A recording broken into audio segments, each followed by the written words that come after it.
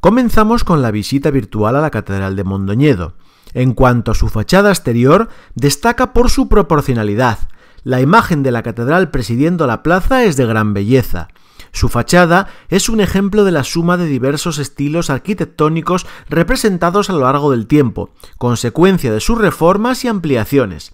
Se compone de 3 grandes ojivas que se corresponden con las 3 naves interiores. En la ojiva central se presenta un rosetón del siglo XIII de 5 metros de diámetro con vidrieras policromadas.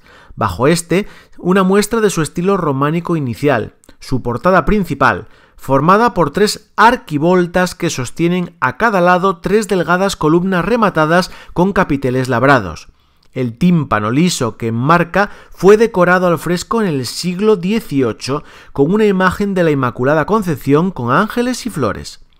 En las 2 ojivas laterales nos encontramos con unas pilastras toscanas, sustitutas de los gruesos contrafuertes originales y ventanales horneados con un marco barroco con los revieles de San Lorenzo y San Jerónimo. Su fachada está flanqueada por 2 imponentes torres barrocas de 3 cuerpos. La torre derecha, la del reloj, sobresale de la fachada medio metro más que su compañera. Está hueca y en ella se emplaza la maquinaria del reloj. Por el contrario, la torre izquierda envuelve en su interior la originaria torre medieval, oculta tras la gran reforma barroca del siglo XVIII. En la parte superior de esta torre se encuentran las 9 campanas del templo. Y pasamos a la arquitectura interior y a las vidrieras. Se trata de un edificio de 3 naves, con bóveda de crucería sobre arcos apuntados. Posee varios estilos fruto de ampliaciones y reformas a lo largo del tiempo. El románico se conserva en la puerta principal y en el ábside mayor. El gótico se presenta de forma más clara en el crucero, sacristía, sillería del coro o en el rosetón de su fachada principal, así como en las pinturas de la nave central. Las ampliaciones barrocas se manifiestan sobre todo en la fachada. En definitiva, un envoltorio barroco que alberga en su interior un templo medieval único que cautiva a todo aquel que lo visita. Los conjuntos de vidrieras repartidos por toda la catedral proveen de luz el interior del edificio, convirtiéndolo en un espacio místico y espiritual. Su principal vidriera es la del rosetón, la cual conserva el círculo central original del anterior rosetón románico con la figura del Salvador. El resto de vidrios se recompusieron a partir del siglo XX, según los viejos modelos medievales. Las demás vidrieras son del siglo XIX. En los brazos del crucero, 2 vitrales con las figuras de San José y San Antonio Abad. En las naves laterales, 4 con las figuras de los evangelistas. Las otras 4 comparten dibujos geométricos y vegetales. Las pinturas góticas que hoy se encuentran bajo los órganos estaban situadas en los muros exteriores del coro. Probablemente pertenecen a finales del siglo XV o principios del XVI. Estas representaciones, actualmente rescatadas y emplazadas en los muros de la nave central, son muy distintas en técnica con respecto al resto de pinturas murales de la época en Galicia. En la parte superior, a ambos lados de la nave mayor, podremos apreciar los órganos.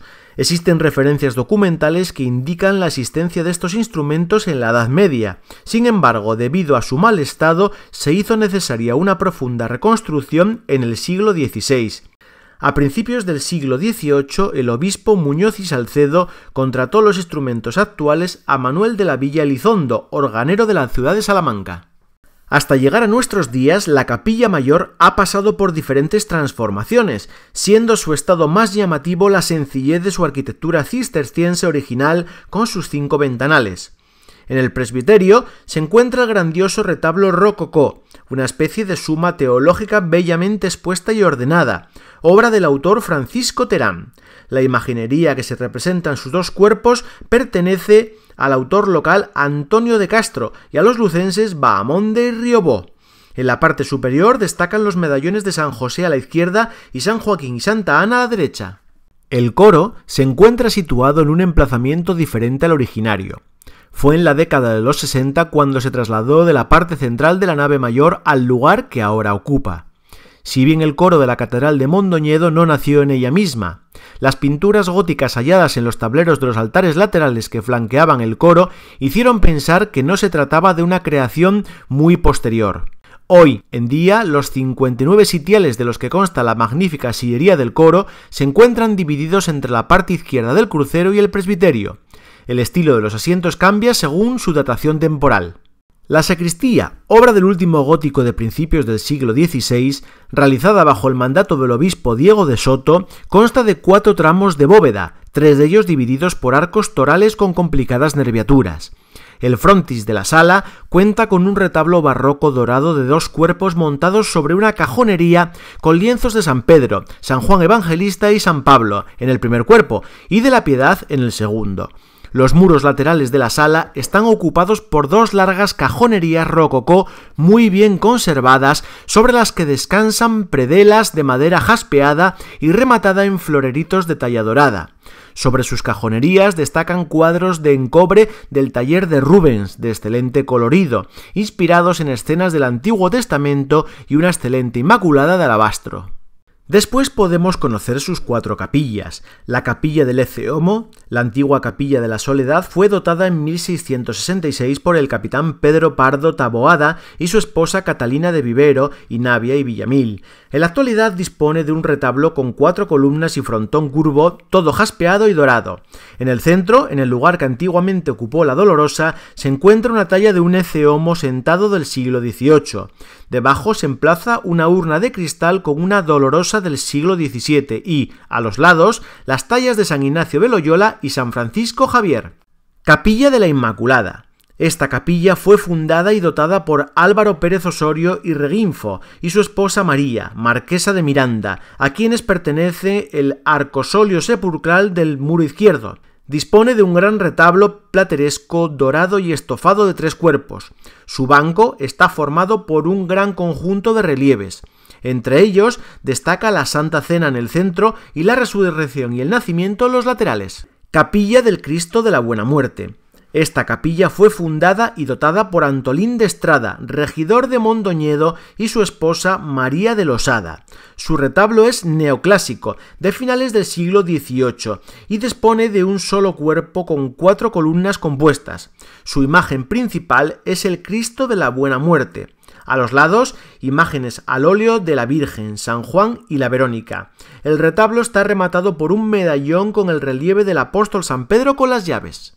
Capilla de San Francisco de Asís. El retablo de esta capilla es de estilo renacentista, un solo cuerpo con hornacina, 2 columnas y un frontón triangular, todo jaspeado y perfectamente dorado. La imagen de la hornacina es una escultura de San Francisco de Asís, copia de la de Mena.